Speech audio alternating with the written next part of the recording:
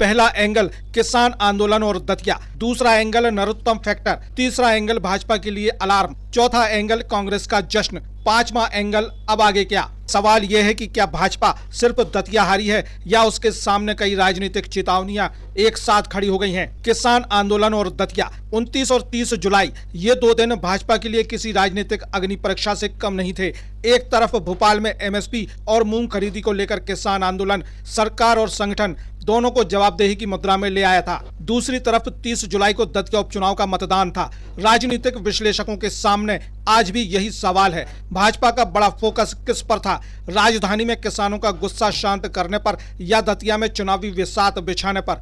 यह कहना गलत होगा कि किसान आंदोलन ने ही दतिया का परिणाम तय किया, लेकिन यह भी सच है कि सरकार एक साथ 2 मोर्चों पर दबाव में थी। एक तरफ सड़क पर किसान, दूसरी तरफ प्रतिष्ठा का चुनाव। ऐसे हालात चुनावी रणनीति और राजनीतिक संदेश दोनों को प्रभावित कर सकते हैं। दूसरा एंगल नरोत्तम फैक्टर, दतिया का दूसरा बड़ा सवाल, क्या भाजपा ने उम्मीदवार बदला या अपना सबसे मजबूत स्थानीय चेहरा पीछे छोड़ दिया। डॉक्टर नरोत्तम मिश्रा को टिकट नहीं मिलने के बाद भाजपा के भीतर विरोध, इस्तीफों की घोषणाएं और नाराजगी की खबरें सामने आई थी। परिणाम आने के बाद यह बहस और तेज हो गई है कि क्या स्थानीय नेतृत्व और संगठन की एकजुटता पर इसका असर पड़ा।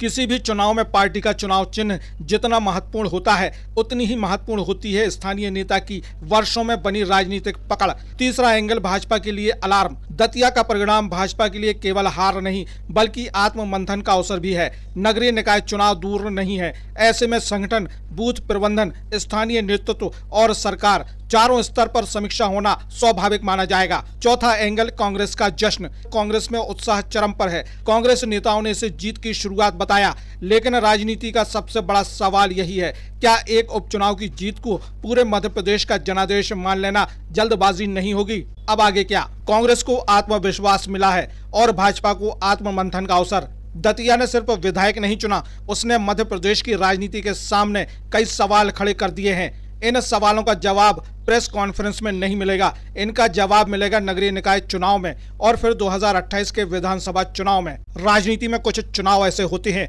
जो सरकारें नहीं बदलते, लेकिन राजनीति की दिशा बदलने का संकेत जरूर दे जाते हैं। दतिया का जनादेश भी शायद उन्हीं चुनावों में शामिल हो गया है। इतिहास बताता है कि उपचुनाव और आम चुनाव के मुद्दे, परिस्थितियां और मतदाता व्यवहार कई बार अलग होते हैं। इसलिए दतिया कांग्रेस के लिए बड़ा मनोबल है, लेकिन 2028 का परिणाम नहीं। इसी तरह भाजपा के लिए यह बड़ा झटका है, लेकिन पूरे प्रदेश का अंतिम फैसला भी नहीं। शानदार स्टाइल, दमदार परफॉर्मेंस और आधुनिक टेक्नोलॉजी की तो नाम आता है वीडा इलेक्ट्रिक स्कूटर का। हर सुबह एक नई मंजिल और हर मंजिल तक पहुंचने का एक स्मार्ट तरीका। Vida electric scooter, digital display, LED lights, आरामदायक राइड, शहर की सड़कों पर सफर, बेहतरीन डिजाइन, स्मार्ट फीचर्स और हर सफर में शानदार आराम, ताकि हर राइड बने यादगार। चाहे ऑफिस जाना हो, कॉलेज या रोजमर्रा का सफर, वीडा हर मोड़ पर आपका भरोसेमंद साथी है। वीडा इलेक्ट्रिक स्कूटर, भविष्य की सवारी आज आपके साथ। सेंट्रल मोटर्स, भगवानगंज, सागर। आज ही विजिट करें और अपनी नई वीडा घर ले जाएं। त्योहारों में स्पेशल ऑफर के साथ साहिल होंडा में आपका स्वागत है।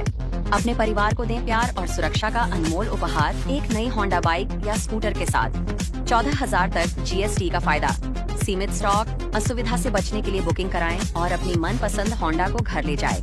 कम डाउन पेमेंट, आसान फाइनेंस सुविधा, साथ में अनेकों उपहार। इस त्योहार को बनाएं यादगार। होंडा का होगा हाथ तो जुड़ जाएंगी खुशियां आपके साथ। तो पधारो हमारे होंडा साहब जी।